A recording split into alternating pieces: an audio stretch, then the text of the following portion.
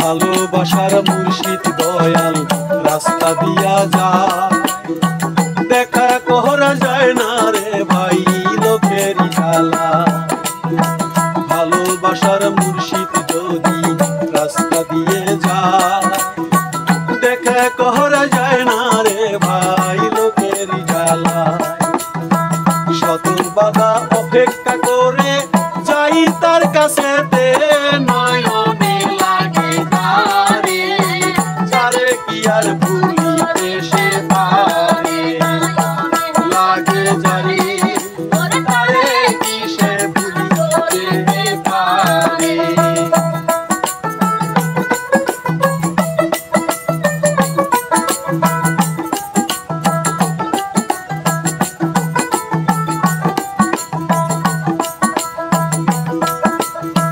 হযরত মনসুর হেলালের 16 খণ্ড, তাই 16 নাম্বার খণ্ড এইবার উপহার দিয়ে যাই। কাজীর বেটির গর্ব হইল 10 মাস গেল হইয়া, স্বামী সারা কাজীর বেটির সন্তান গেছে হইয়া। প্রসব ব্যথা শুরু হবে শোনেন সমাচার, আহারে প্রসবের ব্যথা মায় জানে তো তাই। মাসারা আর অন্য জানে না এই ভব বাজারে, নয়নে লাগে তারে, তারে কি আর পাশরিতে পারে। লাগে যারে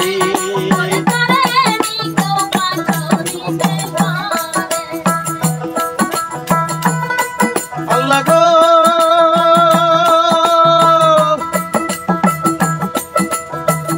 প্রসব ব্যথা জায়গা গেল কাজীর বেটির, তাই ধীরে ধীরে 10 মাস 10 দিনে শুরু হইয়া যায়।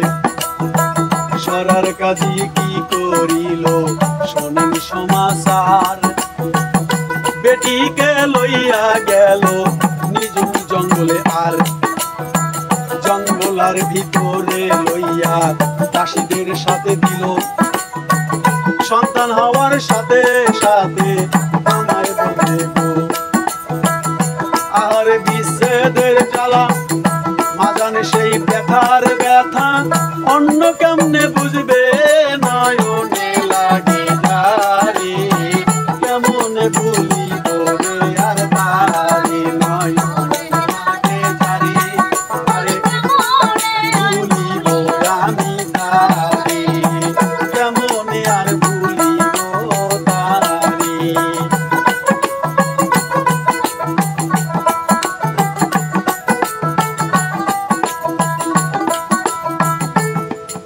যখন 10 মাস 10 দিন পূর্ণ হয়ে গেল, ওই সময় কাজীর বেটির প্রসব ব্যথা জেগে গেছে।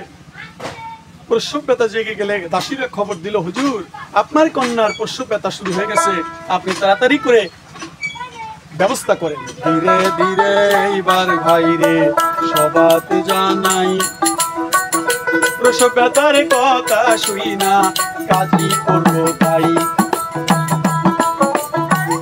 জঙ্গলের ভিতরে নিয়া তাড়াতাড়ি করে দাসীদেরকে চতুর্পাশে পাহারা দিতে কইল। এদিকে প্রসব ব্যথা শুরু হয়ে গেছে, কাঁদতেছে মা জননীর বিপদ। সেইখানে হযরত মনসুর হেলাল এইবার ঘরায় আসিল, মা মা কইয়া একটু দুধের আশা করল। বেঁচে থাকে দাও নাই দুগ্ধ, গর্বে গেলাম চলে, গর্বে এবার আসছি মা গো দুগ্ধ দিবা বলে। তাই তো সে কি করিল সবাত জয় কইয়া, আরে সন্তানটাকে কুলায় লইয়া দুগ্ধ যাবে দিয়া। আহারে কুলায় না নেওয়ার আগেই সন্তানকে আরে তেনা দিয়া পল্টাইয়া সন্তানকে কাজীর কাছে দিছে। যে যাহারে ভালোবাসে তারি লাগে যারে,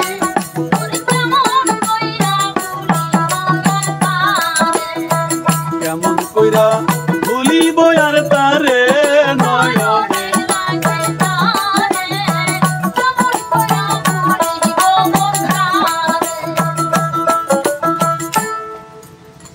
তাড়াতাড়ি করে কাজীর বেটি দেখার আগে সন্তানটিকে দাসীরা কাজীর কোলায় দিলেন। রক্তমাখা সন্তানটাকে তেনাতুনা দিয়ে পল্টায় দিয়ে বাড়ির থেকে একটা মাইটা পাতিল নিয়ে এসে পাতিলের ভিতরে ঢুকায় দিয়ে মুখটা বন্ধ করে তাড়াতাড়ি করে মুখের উপরে একটা পর্দা দিয়ে একটা দজলা নদীতে নিয়ে ভাসিয়ে দিলেন। ঢেউয়ের তালে তালে ওই পাতিলটা ঢেউয়ের তালে তালে উজান দিকে যাচ্ছে। এদিকে কাজীর মেয়ে জবেদা কয়, আমার সন্তান কই, আমি যে প্রসব করলাম, কষ্ট করলাম 10 মাস 10 দিন, আমার কলিজার ধন বুকের মানিক কোথায়? সমস্ত দাসীরে বলতেছে, মা তোমার গর্ভে থেকে যে কোনো মানুষ জন্ম হয় নাই, হয়েছে একটা বিড়ালের বাচ্চা। এই বিড়ালটা সবসময় তোমাকে জন্ম নিয়েই বলেছে মা, কারণ বিড়ালে যদি বলে মা ম্যাও তাহলে শোনা যায় মাও। কাজীর বেটি জবেদার মন মানে না, চোখের জল আর মানে না, চোখের পানি ছেড়ে বলে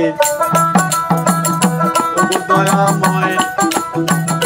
এদিকে মনসুর কান্দে পাতিল থেকে তাই, মাগো প্রসব করলা গর্বে রাখলা, দুগ্ধ দিলা না মাগো নিষ্ঠুর দেশ হয়ে।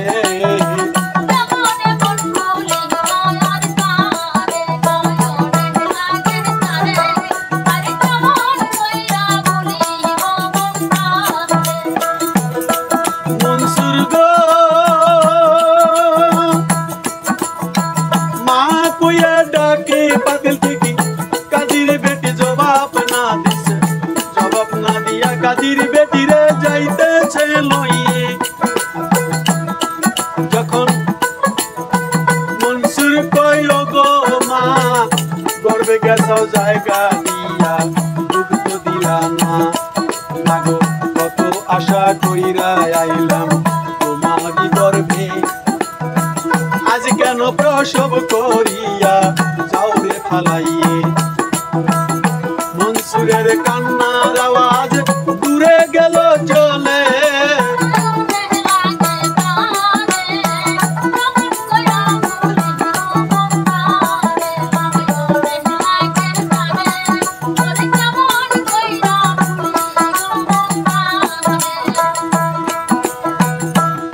আর কি শোনে পাতিল ভেসে যাচ্ছে। মনসুর হেলাল বলেছিল, মাগো তুমি আমাকে প্রসব করে চলে যাও, আমাকে একটু দুগ্ধ দিলা না তুমি, আমি তো তোমারই গর্ভে এসেছিলাম দুগ্ধ খাওয়ার জন্য। কাজীর মেয়েকে কাজী নিয়ে গেলেন বাড়িতে, নিয়ে নিত্যির পাল্লা দিয়ে ওজন করলো, দেখে আগের চাইতে কাজীর মেয়ে এখন আরো ওজনে কম। কাজী ঘোষণা করলো যে আমার মেয়ে এখন আরো সতীত্ব হয়ে গেছে, চিকুনে কাজটা ছেড়ে ফেললো।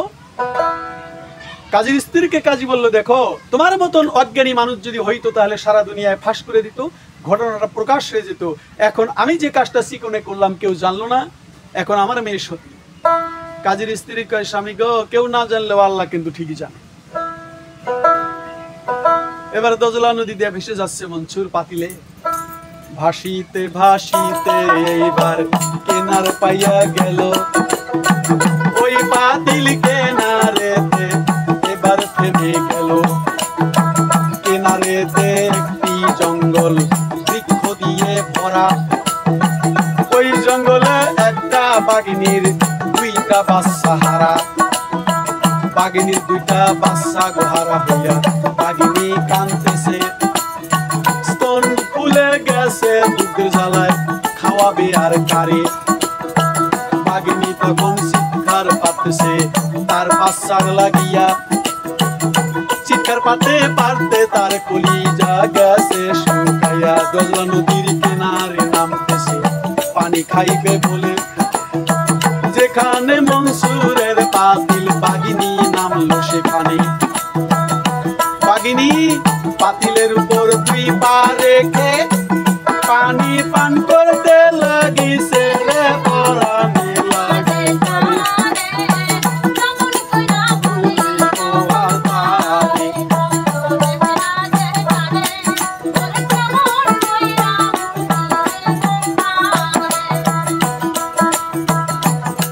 এবার বাঘিনীরও 2 দুগ্ধ এইবার পাতিলের ভিতরে গেল। তাড়াতাড়ি মনসুর এইবার মুখ লাগাইয়া দিল। মুখ লাগাইয়া দেওয়ার পরে বাঘিনী আরাম পায়। কেন আমার বাচ্চার মতো কেবা দুগ্ধ খায়।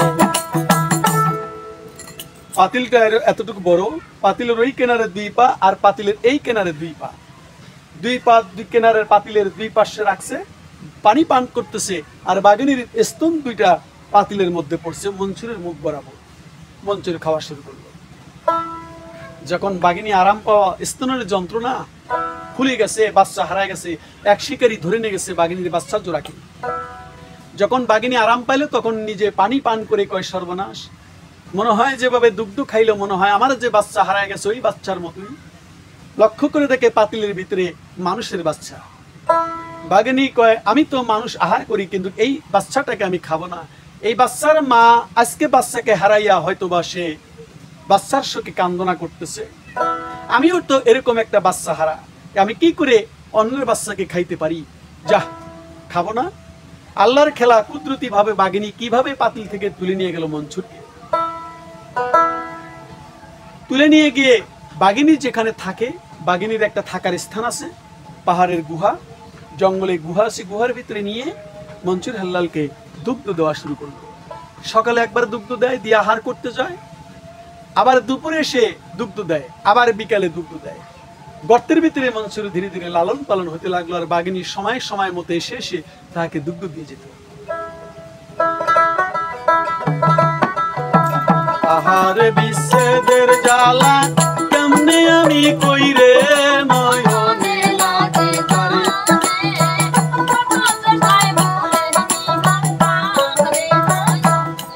বাচ্চা জোড়া ধীরে ধীরে এইভাবে বড় হইতেছে।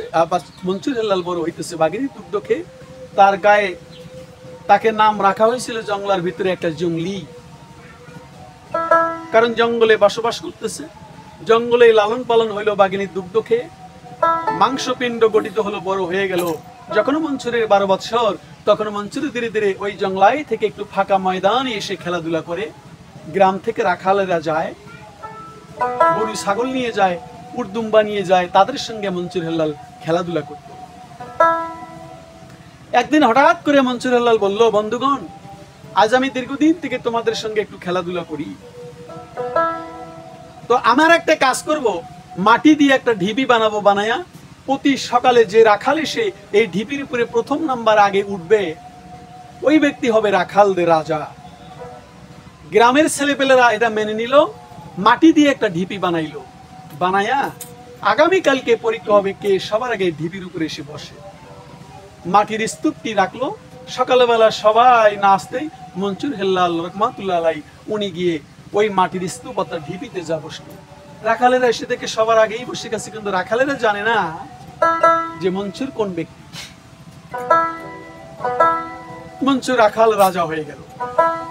এইভাবে কিছুদিন যাইতে যাইতে মনসুর আরো একদিন হঠাৎ করে বলতেছে, বন্ধুগণ, দীর্ঘদিন তোমাদের সঙ্গে আমি খেলাধুলা করি, কিন্তু একটা খেলা আমি তোমাদেরকে দেখাই নাই। কি খেলা? বলে আমি নিজে বাঘ হতে পারি। ঠিক আছে, তুমি একটু বাঘ হয়ে আমাদেরকে খেলা দেখাও, আমাদের মনোভাবটা বিনোদন দাও। মনসুর হেল্লাল কইতে না কইতেই মাটিতে বাঘের রূপ ধারণ করে বাঘিনীর বাচ্চা মতো লাফালাফি ঝাপাঝাপি এরকম আনন্দ দিতে শুরু করলো। রাখালগণ মোহিত হয়ে গেল খেলা দেখে। সর্বনাশ, মানুষ আবার বাঘিনীর মতন লাচাকাচা করে, ঝাপাঝাপি করে, কি ভাব, এত সুন্দর নাচতে পারে এই বাঘের বাচ্চা।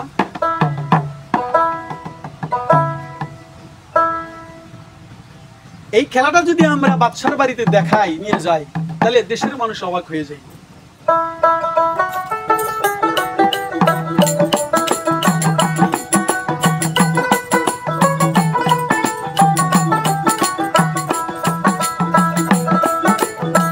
রাখাল বনে বাড়িতে যাইয়া কাজীর কাছে কইল, সরার কাজী খেলাধুলা মাকরু নিষেধ কইরা দিল। রাখালেরা বাদশার দরবারে গেলেন চলিয়া, যাইয়া বলে, ও গো বাদশা, নাম্বার আপনাই যাই কইয়া, একজন ছেলে আছে জঙ্গলি জঙ্গলার ভিতরে। ওই জঙ্গলার ভিতরে এইবার খেলাধুলা করে। এমন খেলা দেখায় ছেলেটা বাগরূপ ধারণ করে রে।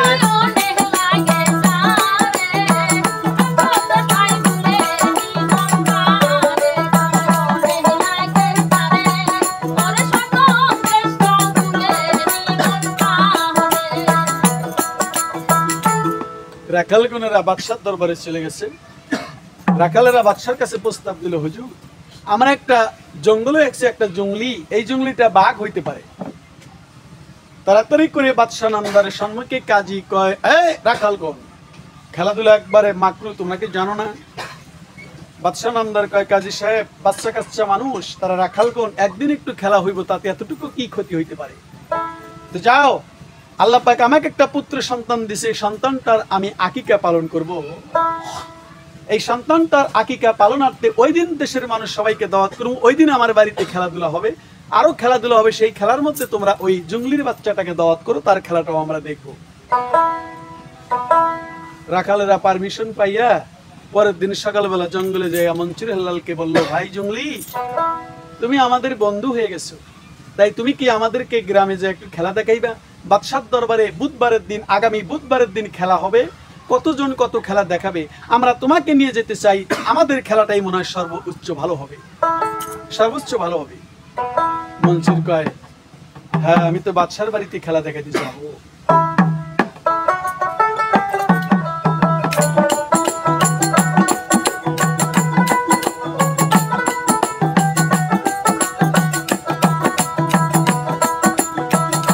দাওয়াত করে এসে এবার রাখাল বোনেরা বাদশাকে বলল, হুজুর ঠিক সময় আসবে চলিয়া। এবার মনসুর হেলাল ভাইরে বাগিনীর কাছে কয়, মাগো আমায় তুমি বিদায় করো, থাকবার উপায় নাই। বাগিনী কয়, ওরে মনসুর করে যাই বলিয়া, আমার জোড়া বাচ্চা গেছে গেছে হারাইয়া। তুমি নাকি আল্লাহর ওলি, আল্লাহওয়ালা আল্লাহর ওলি, আমার বাচ্চা দাও রে এনে না।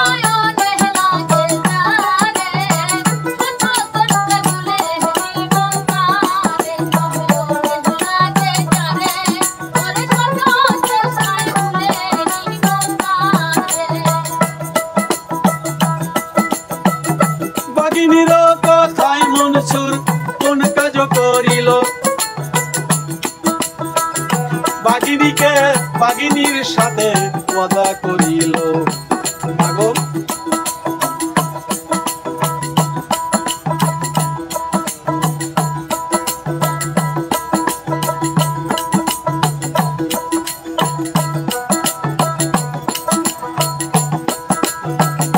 তোমার বাসায় এনে দেব আমি ফিরাইয়া, বিনিময় তুমি দুধেরই নামায় মুক্ত দাও করিয়া। বাগিনী কয়, বাবা তুমি যদি আমার বাচ্চাটাকে ফেরত দিতে পারো, আমার বুকে ফিরে দিতে পারো, তুমি যে আমার বুকে দুগ্ধ খাইছো, আমি তোমাকে তাহা মাফ করে দেবো, কোনো দাবি রাখবো না। মনসুর হেলাল কয়, ঠিক আছে। মনসুর হেলাল আল্লাহর একজন জবরদস্তি আউলিয়া, তার দুইটা বাগিনীর বাচ্চাকে ফেরত দেওয়া কোনো ব্যাপারই না। বুধবারের দিন এসে গেল, মায়ের কাছ থেকে বিদায় নিয়ে, বাগিনীর কাছ থেকে বিদায় নিয়ে বাদশার বাড়ির দিকে রওনা দিল। প্রতিমধ্যেই দেখা হয়ে গেল ওই বাগিনীর দুইটা বাচ্চাকে নিয়ে একজন খেলোয়াড় যাচ্ছে বাদশার বাড়িতে খেলা দেখাতে। মনসুর জয় বলল, হুজুর আপনি বাচ্চা জোড়াকে ছেড়ে দিন, আমাকে ধরে নিন। বলে, কেন? এই বাগিনীর বাচ্চা জোড়াকে দিয়ে তো আমি খেলাধুলা দেখাই। কয়, আমি নিজেই বাঘ হইতে পারি। এখন ওই খেলোয়াড় ব্যক্তি কয় যে মানুষ যদি বাঘ হইতে পারে তাহলে এর চাইতে আর বড় খেলা কি হইতে পারে। বাচ্চা জোড়াকে ছেড়ে দিল, বাচ্চা জোড়াকে মনসুর জঙ্গলের দিকে পাঠিয়ে দিল, মায়ের কাছে চলে আসলো। আর ওই ব্যক্তি মনসুরকে সঙ্গে করে নিয়ে বাদশার বাড়ি রওনা দিল। রাস্তার ভিতরে দেখে একজন ক্ষেতের ভিতরে হাল চাষ করতেছে এক ব্রাহ্মণ, বিধর্মীয় এক ব্রাহ্মণ। এই ব্রাহ্মণ দুটি হালের বলদ দিয়ে হাল বইতেছে।